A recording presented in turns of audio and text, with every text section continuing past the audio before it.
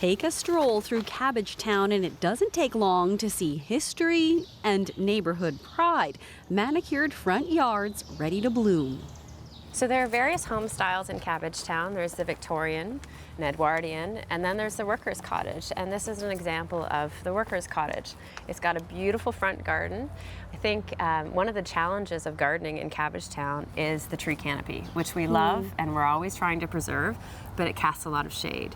So again, we're seeing examples of the hostas, of the ferns. There's a beautiful Japanese maple over here. These are the types of plants that thrive in the Cabbagetown neighborhood.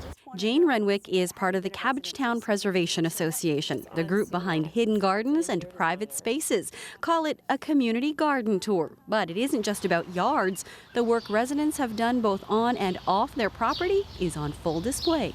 And guerrilla gardening is when residents in an area take a plot of public property, whether that be in an alleyway or in a street like this one, and we beautify it. So there's, in this case, stonework, but all the residents here have put planters, and there's beautiful purple pansies.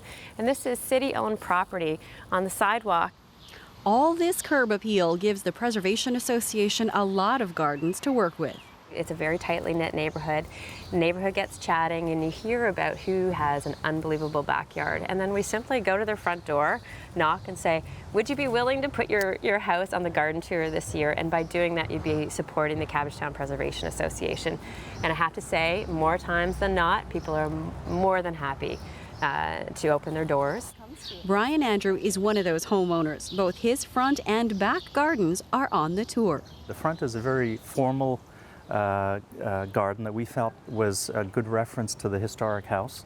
Although it's a brand new garden, it's designed really on a very formal, symmetrical basis with this big feature at the front which gives us some seasonal color. We do a different planting in it for the fall and winter. And why was it so important for you to maintain I guess the historical importance of this tied to the look of the house? I think it's part of the reference to the street and to the whole neighborhood, the character of the neighborhood. Formal and classic in the front, something entirely different out back. So you can see here, this is a very different garden. It's very private, very informal. We spend a lot of time back here because it connects directly to the kitchen and dining room of the house. In this city sanctuary, gone are the boxwoods and ferns. We have rhododendrons and fuchsia and hostas and things that work well in the shade. Although we do get some sun, as you get a little bit of it now.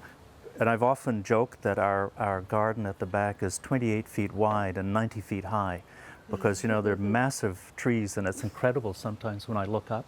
And of course, at this time of year, I realize I'm going to be raking all of those leaves at some point. So, you know, it kind of works both ways.